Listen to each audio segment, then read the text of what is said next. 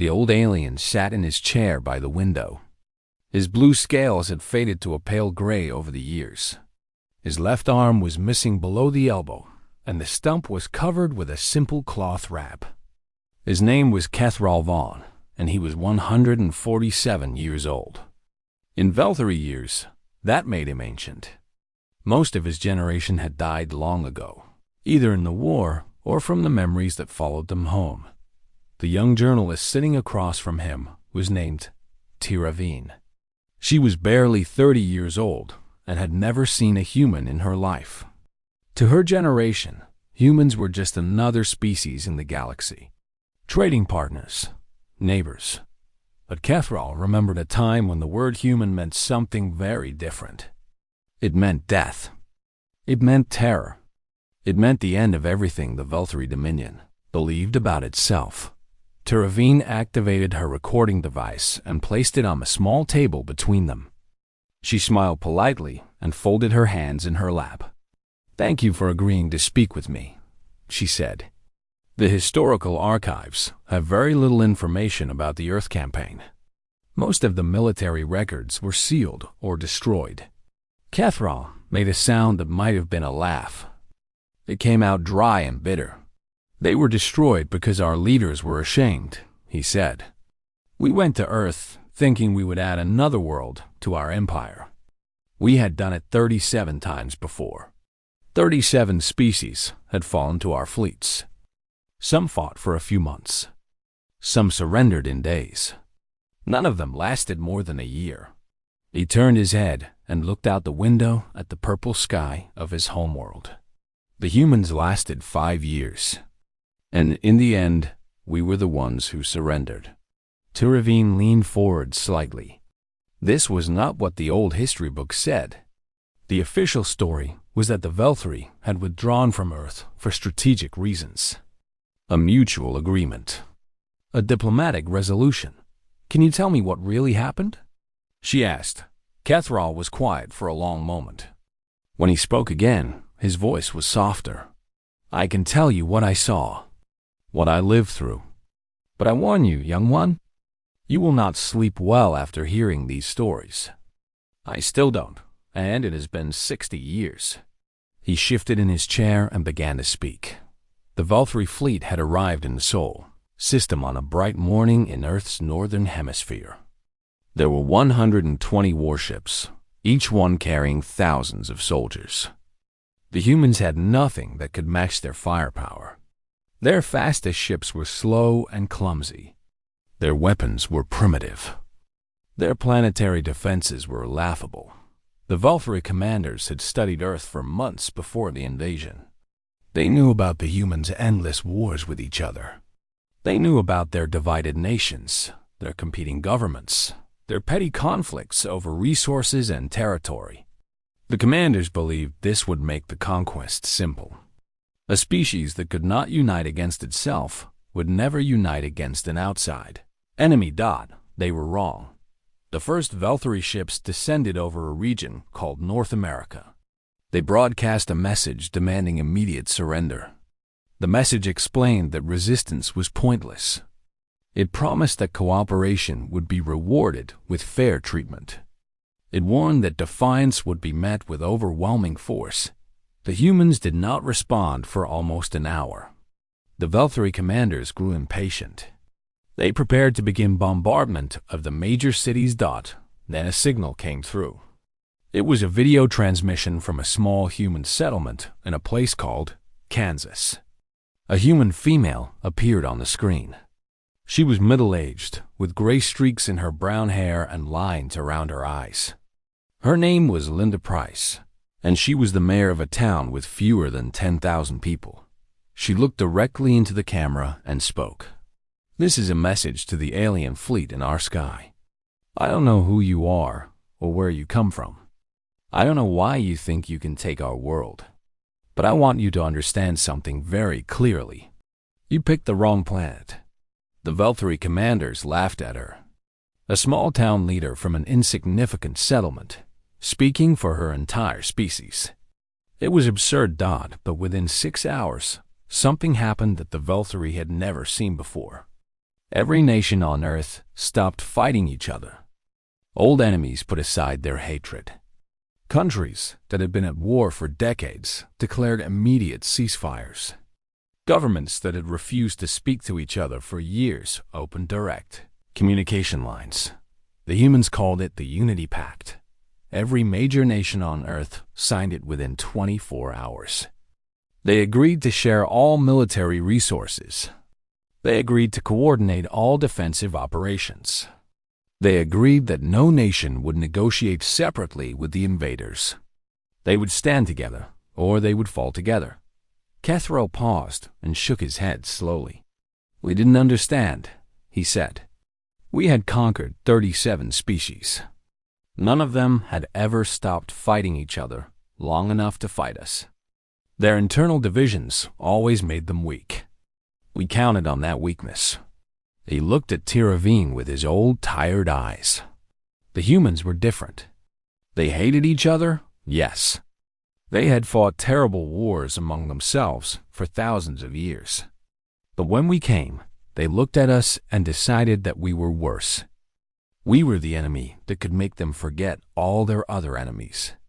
We unified them in a way that nothing else ever had. Tiravine was writing notes quickly. She had never heard any of this before. What happened next? She asked. Kethral's expression darkened. We landed our troops. We expected the humans to meet us in open battle, where our superior weapons would destroy them easily. Instead, they vanished. They abandoned their cities and fled into the countryside, the mountains, the forests. We occupied empty streets and empty buildings. We declared victory after victory, but we were conquering nothing but dirt and concrete. He rubbed the stump of his missing arm absently. And then, at night, they came back. Not in armies. Not in formations. They came in small groups, 5 or 10 at a time. They struck fast, killed as many of us as they could, and disappeared before we could respond. We called them cowards for refusing to face us directly, but they didn't care what we called them. They only cared about killing us. He fell silent for a moment, lost in memory. "There is one name that still haunts my dreams," he finally said. "A human soldier. A sergeant in their Marine Corps. His name was Danny Ortiz. He was not a general or an admiral. He was not a politician or a leader. He was just a soldier. But by the end of the war, every Velthri on Earth knew his name, and every one of us feared him." Tiravine waited, her recording device capturing every word. "The first time I saw what Ortiz could do," Kethral continued, "I was stationed in a human city called Chicago. That was where I learned that we had made a terrible mistake. That was where I learned what humans really were." He closed his eyes. "Let me tell you about Chicago." Kethral had been a young lieutenant when they assigned him to Chicago. He was 23 years old in Velthri years, which meant he was barely an adult. He had graduated from the military academy with high marks. His instructor said he had a promising future. They sent him to Earth because they believed the war would be over quickly. They wanted him to gain easy experience before moving on to more important assignments. Chicago was supposed to be a simple posting. The Velthri had driven the human military out of the city in the first month of the invasion. They had established a forward base in the downtown area, in the shadows of the tall buildings that the humans had built. The streets were empty. The civilians had fled. Velthri Command declared the city pacified and moved on to other targets. Kethral was given command of a 12-block sector with 200 soldiers under him. His orders were simple. Hold the territory. Maintain security. Report any unusual activity. For the first 3 days, nothing happened. His soldiers patrolled the empty streets. They searched the abandoned buildings. They found nothing but dust and silence. Kethral began to relax. He wrote letters home to his family, telling them that the war was going well and that he would return soon. On the 4th night, the attacks began. The first sign was the disappearance of a patrol. 8 soldiers had gone out to check the perimeter. They never came back. Catherall sent another team to search for them. They found the bodies in an alley, stripped of their weapons and equipment. Their throats had been cut. There was no sign of the attackers. Over the next week, Catherall lost 31 soldiers. They were killed in ones and twos, picked off during patrols, or ambushed in buildings they thought they had secured. The attacks never came from the same direction twice. The humans seemed to appear out of nowhere and vanish just as quickly. Catherall reported the situation to his superiors. They told him to deal with it. They said a small group of human stragglers was nothing to worry about. They refused to send reinforcements. The humans were not stragglers. Catherall realized this when his soldiers captured a wounded human fighter during a raid on one of their hidden positions. The prisoner was a woman named Maggie Dunn. She was young, maybe 25 years old, with short dark hair and cold eyes. Her uniform identified her as a corporal in the human army. Catherall tried to interrogate her. He asked how many fighters were in her group. He asked where their base was located. He asked who was leading them. Maggie Dunn said nothing. She just stared at him with those cold eyes and smiled. They put her in a holding cell. That night, 3 of Catherall's soldiers were killed by sniper fire. The shots came from a building that his patrols had cleared just hours before. The range was almost 2,000 meters, far beyond what Velthari intelligence said human weapons could achieve. In the morning, they found that Maggie Dunn had escaped from her cell. The guards were dead. The lock had been picked with a piece of wire. Over the next 3 weeks, Maggie Dunn killed 17 Velthari officers. She never fired from the same position twice. She never left any trace that could lead them to her. Catherall's soldiers began to panic. They refused to go near windows. They flinched at every shadow.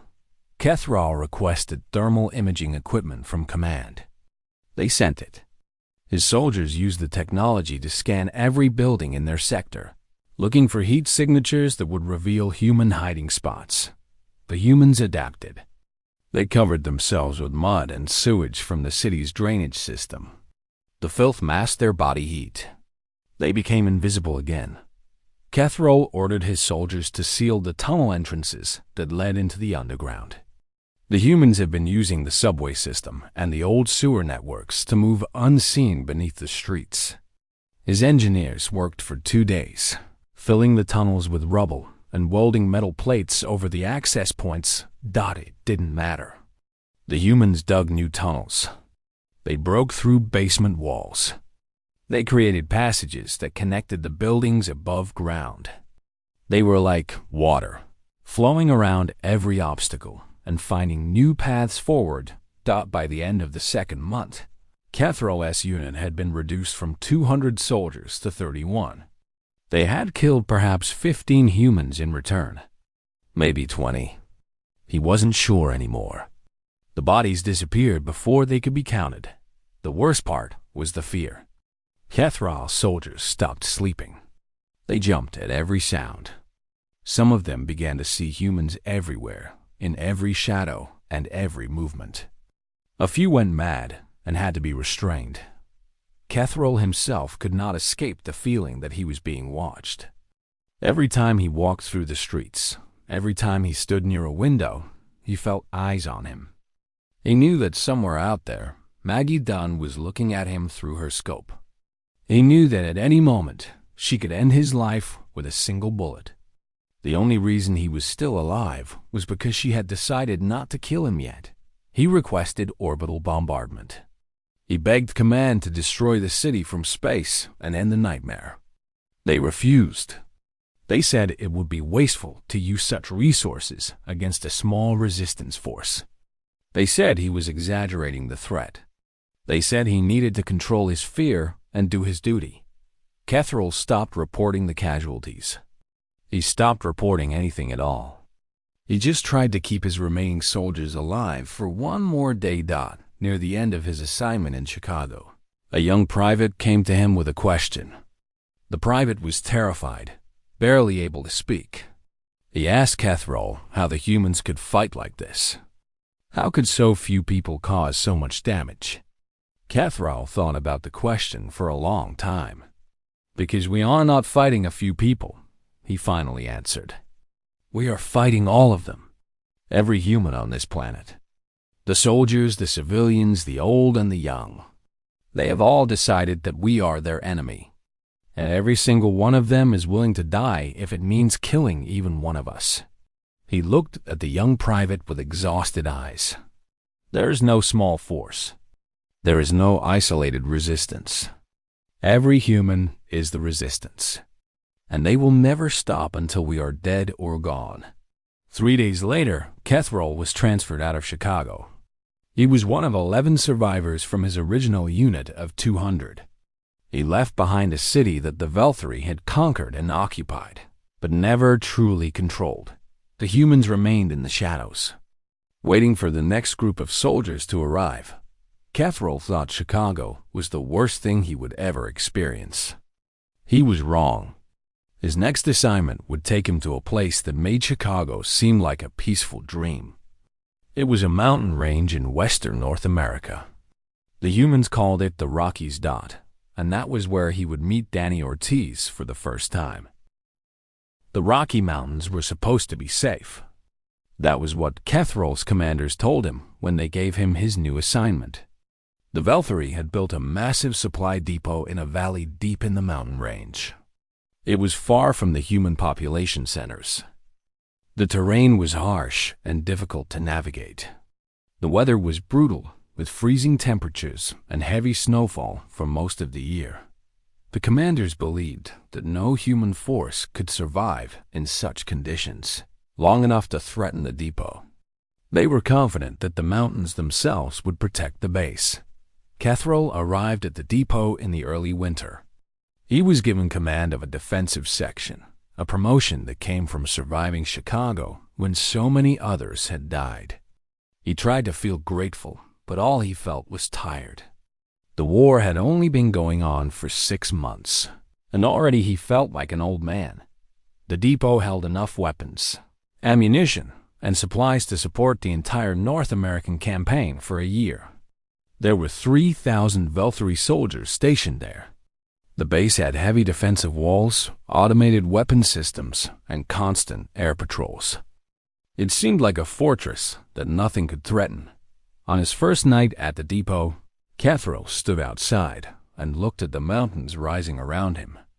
The peaks were covered in snow, white and silent against the dark sky. The air was thin and cold.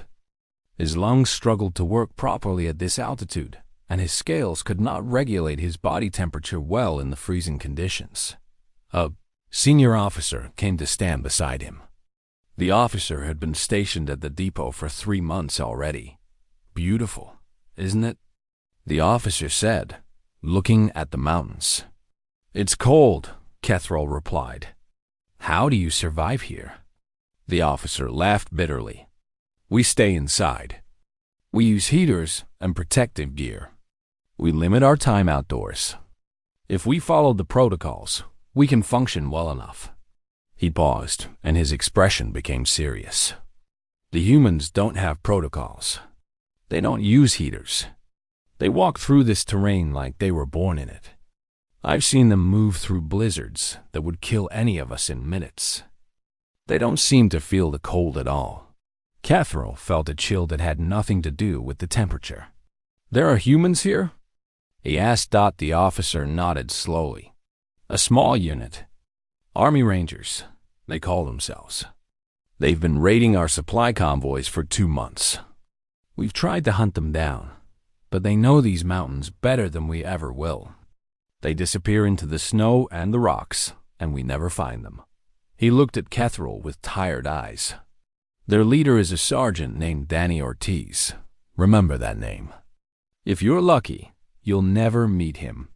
Kethral met Danny Ortiz 3 weeks later.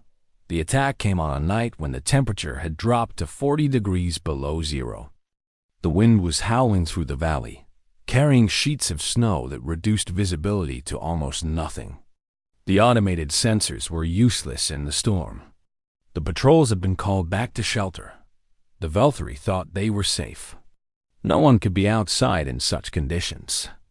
No one could move, let alone fight. They were wrong.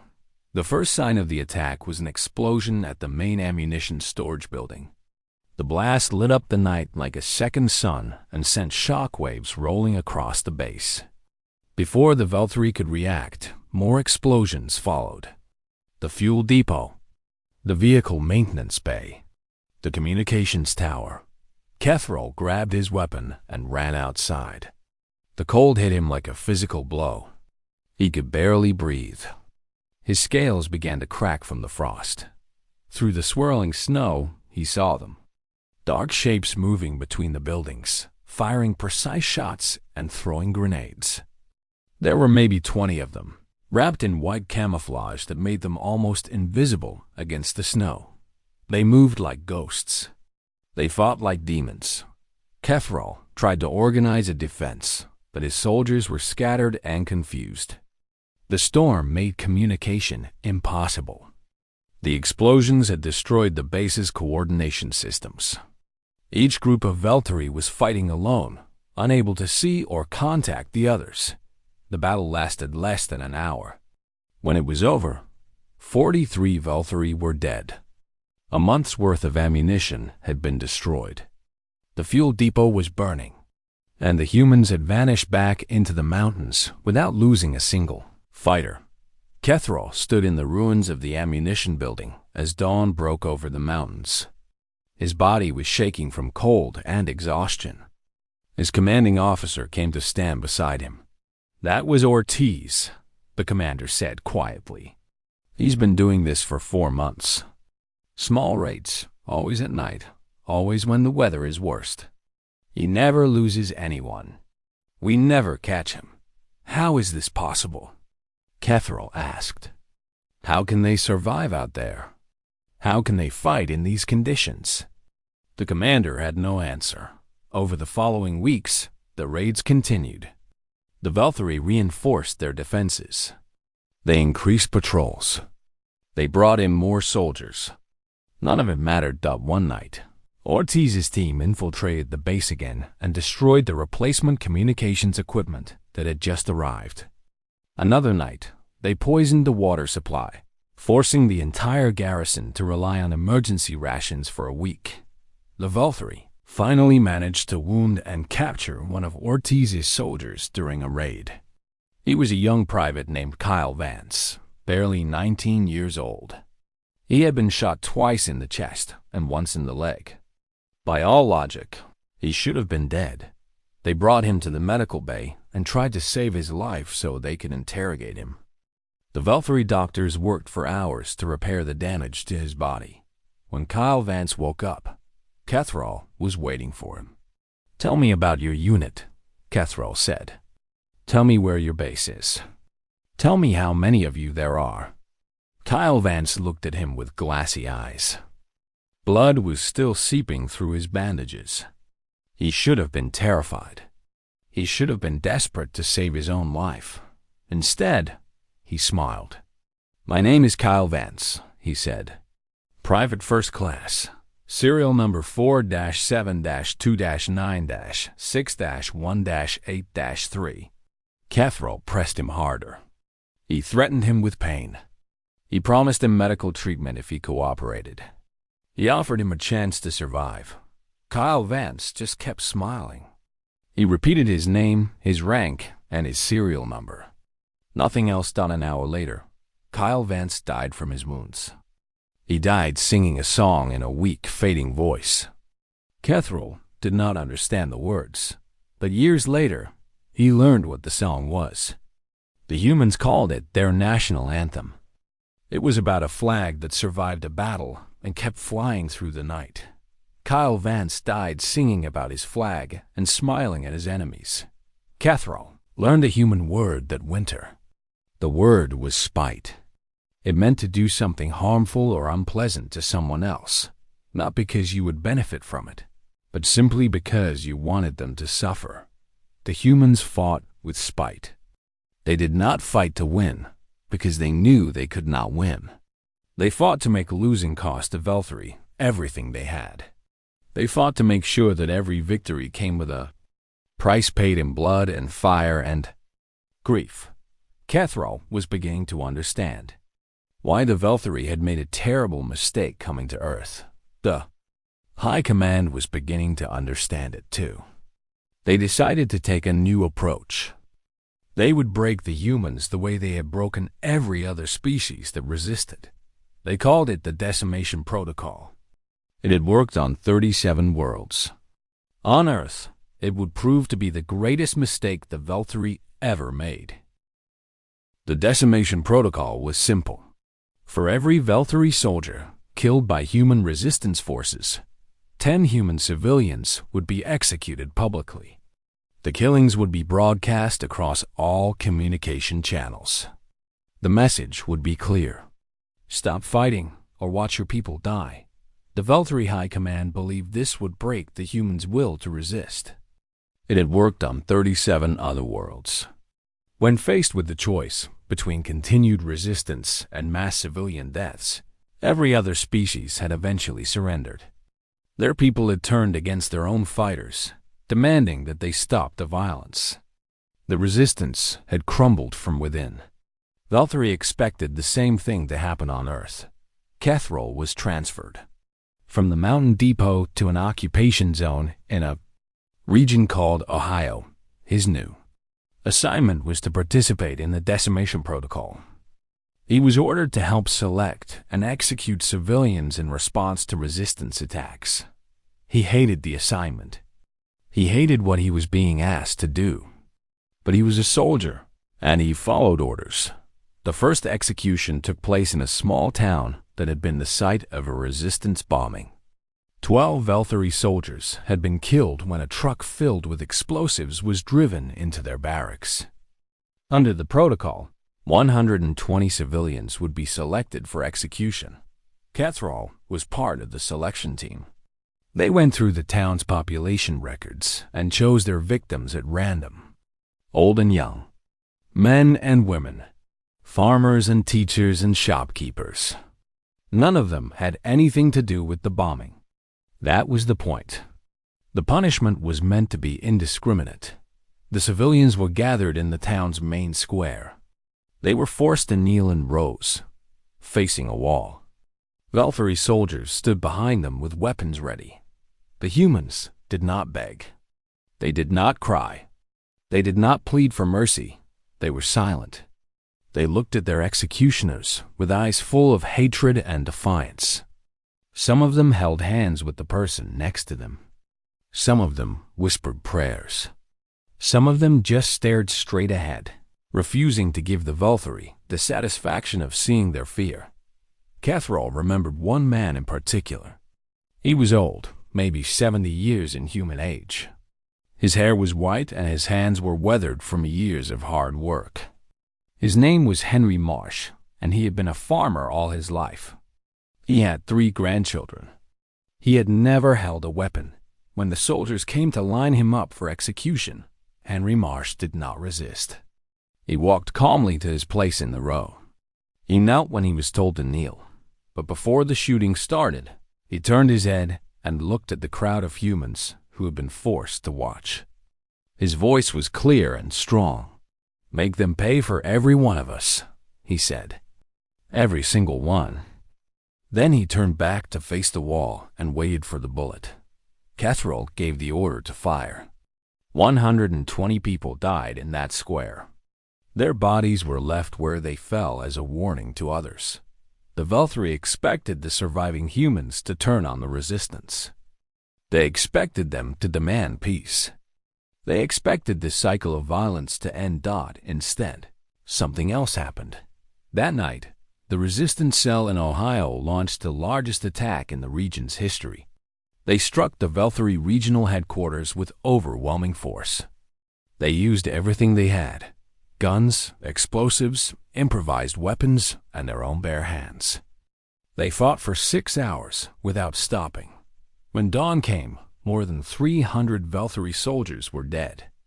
The headquarters was a burning ruin. The human fighters had taken heavy losses too, but they had won. The leader of the attack was a young woman named Amy Marsh. She was Henry Marsh's granddaughter. She had watched him die in the square, and she had decided to answer his final request. Reports came in from across the planet. Everywhere the decimation protocol was implemented, the same pattern emerged. Instead of breaking the human's will, the execution strengthened it. Recruitment for resistance forces tripled overnight. People who had been neutral or passive suddenly volunteered to fight. Farmers picked up guns. Teachers made bombs. Children carried messages for the fighters. The humans had a phrase for what was happening. They called it blood debt. Every civilian killed by the Velthari was a debt that had to be repaid, and the humans intended to collect that debt with interest. Catherall watched as the war changed around him. The Velthari had expected to crush the resistance with terror. Instead, they had given the humans a reason to fight that went beyond simple survival. Every execution created new enemies. Every massacre produced new fighters. The harder the Velthari pushed, the harder the humans pushed back. Something else changed too. The Velthari soldiers began to feel something they had never experienced before. They began to feel fear. Soldiers refused deployment orders. They claimed illness or injury to avoid being sent to combat zones. Officers requested transfers to other warfronts, anywhere that was not Earth. Morale collapsed. Discipline broke down. Catherall saw it in his own unit. His soldiers jumped at shadows. They could not sleep. They flinched at every sudden noise. They had nightmares about human faces, human voices, human hands coming out of the darkness to kill them. One night, Catherall was summoned to a meeting with his commanding officer. The officer looked exhausted. His scales were pale and his eyes were hollow. "I've received word from High Command," the officer said. "Admiral Tethfer has proposed a new strategy. He wants to bombard the planet from orbit, glass the entire surface, kill every human, and start over with a dead world." Catherall felt sick to his stomach. He thought of the millions of humans who had nothing to do with the fighting. The children, the elderly, the innocent. What did High Command say? He asked. The officer shook his head slowly. They refused. Not because they care about human lives. They want Earth's resources. They think they can still win this war if we just try harder. He laughed bitterly. They don't understand. This war is already lost. We lost it the moment we decided to use the decimation protocol. We thought we could break them with fear. Instead, we just gave them permission to hate us without limits. Catherall returned to his quarters that night and sat alone in the darkness. He thought about the old farmer who had looked death in the face and told his people to take revenge. He thought about the granddaughter who had answered that call. He thought about all the dead on both sides and all the death still to come. He understood something that night. The Velthari had made a mistake that could never be undone. They had turned the war from a conquest into something personal. Every human on Earth now had a personal reason to fight. A brother killed in an execution. A mother shot in a raid. A grandfather murdered in a town square. 8 billion humans. 8 billion personal grudges. 8 billion reasons to never stop fighting. Catherall had been taught that war was about strategy and resources and territory. The humans had taught him that war could be about something else entirely. It could be about hatred. It could be about revenge. It could be about making sure that even if you lost, your enemy would never truly win. The Velthari were about to learn that lesson in Blood in year 2 of the war. The humans launched their first major counteroffensive. They had spent the first year bleeding the Velthari slowly, grinding them down, wearing them out. Now they were ready to strike back, and Catherall would meet Danny Ortiz one final time. The Battle of Lake Erie would be remembered as the turning point of the war. The Velthari had fortified a position along the southern shore of the Great Lake, building a defensive line that they believed to be unbreakable. They had heavy weapons emplacements, armored vehicles, thousands of soldiers, and complete air superiority. They controlled the roads and the bridges. They monitored every approach with sensors and patrols. They thought they were safe. Catherall was stationed at a forward observation post when the attack came. It was the dead of winter. The temperature was far below freezing. The lake had frozen solid, a vast sheet of ice stretching to the horizon. The Valkyrie commanders had dismissed the ice as a natural barrier. No army could cross it in such conditions. The cold would kill any soldier before they reached the halfway point. The humans crossed the lake at night. They came on foot, carrying their weapons and equipment on their backs. They wore white camouflage that made them invisible against the snow and ice. They moved in silence, thousands of them, spreading across the frozen lake like ghosts. The first warning came from a sensor station that detected movement on the ice. The operator reported the contact, but his superiors dismissed it as an equipment malfunction. Nothing could be moving out there. It was impossible. An hour later, the humans reached the shore. Catherall heard the first shots from his observation post. Then the explosion started. The Valkyrie defensive line erupted in fire and chaos. The humans were everywhere, attacking from directions that should have been impossible. They moved through the freezing darkness as if the cold could not touch them. Catherall grabbed his weapon and ran toward the fighting. He gathered what soldiers he could find and tried to organize a defense. But the humans were already inside the perimeter. They were fighting hand-to-hand in the trenches and bunkers. The sophisticated Valkyrie weapons were useless at such close range that it was in one of those trenches that Catherall came face-to-face with Danny Ortiz. He recognized him immediately. Catherall had seen pictures of the man in intelligence briefings. He had heard stories about him for over a year. Ortiz was tall for a human, with dark hair streaked with gray and a scar running down the left side of his face.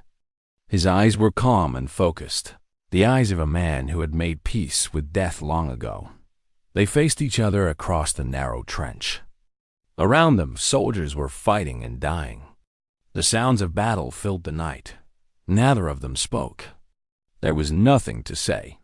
They fought. Ortiz was faster than any human Catherall had ever encountered. He moved like water, flowing around Catherall's attacks and striking at openings that appeared for only a fraction of a second.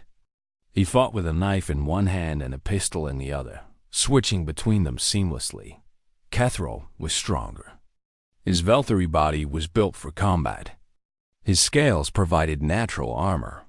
He used his size and power to push Ortiz back, trying to overwhelm him with brute force. They traded blows in the darkness. Catherall felt Ortiz's knife slice across his arm, cutting through his scales. He felt the impact of the human's pistol against his chest, the bullets punching through his armor. He swung his own blade and felt it bite into Ortiz's shoulder. The human grunted in pain but did not fall. He did not even slow down. Catherall swung again, trying to finish the fight. But Ortiz ducked under the blow and came up inside his guard. The human's knife found the joint between the plates on Catherall's arm, driving deep into the flesh beneath. Catherall screamed. He felt his arm go numb. He tried to keep fighting, but his body would not respond. Two Valkyrie soldiers appeared from somewhere and dragged him away from the trench. He tried to protest, tried to go back and finish the fight. But his strength was fading. He was losing too much blood. The last thing he saw before unconsciousness took him was Danny Ortiz standing in the trench, his shoulder covered in blood, his knife still in his hand. The human watched him being dragged away. He did not follow. He did not try to finish the kill. He just stood there and watched. Catherall woke up in a medical facility behind the lines. He had lost his arm. The doctors said they had saved his life, but there was nothing they could do to restore the limb. The Battle of Lake Erie was over. The Valkyrie defensive line had been destroyed. The humans had won their first major victory of the war. 6 months later, the Velthari Dominion sued for peace. They abandoned Earth and all claims to human territory. They withdrew their fleets from the Sol system and agreed to pay reparations for the damage they had caused. The war that was supposed to last a few months had lasted 5 years. The Velthari had lost over 2 million soldiers. They had gained nothing. Kethral returned home a broken soldier. He spent years trying to forget what he had seen and done. He failed. The memories followed him every day of his life. 20 years after the war ended, diplomatic relations between the Velthari and humanity were finally established. As part of a cultural exchange program, a delegation of human veterans was invited to visit the Velthari homeworld. Danny Ortiz was among them. Kethral heard that his old enemy was coming. He thought about avoiding the meeting. He thought about pretending to be sick. In the end, he decided to face Ortiz one more time. They met in a garden at the diplomatic center. Ortiz was old now, his hair completely gray, his face lined with age. The scar on his face had faded, but was still visible. He walked with a slight limp, a souvenir of some old wound. Kethral approached him slowly. His own body was failing. His scales were faded and cracked. His missing arm ached with phantom pain. They stood facing each other, two old soldiers who had once tried to kill each other. Ortiz spoke first. "I remember you," he said. "Lake Erie, the trench." Kethral nodded slowly. "I remember you too." There was a long silence. Then Ortiz extended his hand. Kethral looked at the offered hand with confusion. "Why would you show respect to someone who tried to kill you?" he asked. "Why would you offer peace to your enemy?" Ortiz smiled. It was a tired smile, full of old pain and hard-won wisdom. "Because the war's over," he said. "And you were just a soldier, same as me. The people who started it are the ones I'll never forgive. But you and me? We were just following orders and trying to survive." Kethral looked at the human's hand for a long moment. Then, slowly, he reached out with his remaining arm and took it. They shook hands in that garden, two old enemies making peace at last. Tiravine sat in silence as Kethral finished his story. The recording device had captured every word. Outside the window, the sun was setting on the Velthari homeworld, painting the sky in shades of purple and gold. "What do you want future generations to learn from your story?" she finally asked. Kethral was quiet for a long time. When he spoke, his voice was heavy with the weight of everything he had seen. "Never invade Earth," he said. "Not because they will defeat you, though they will. Not because they will hurt you, though they will do that too. Invade them because you have calculated that the cost is worth the gain. And then watch as they make you pay a price you never imagined possible." He leaned forward in his chair, his old eyes burning with intensity. Humans don't do war the way other species do. For them, it is not about territory or resources. It is personal. Every human takes your invasion as a personal insult, and every single one of them will dedicate their lives to answering that insult. There were 8 billion of them. 8 billion personal grudges. We couldn't kill our way out of that arithmetic.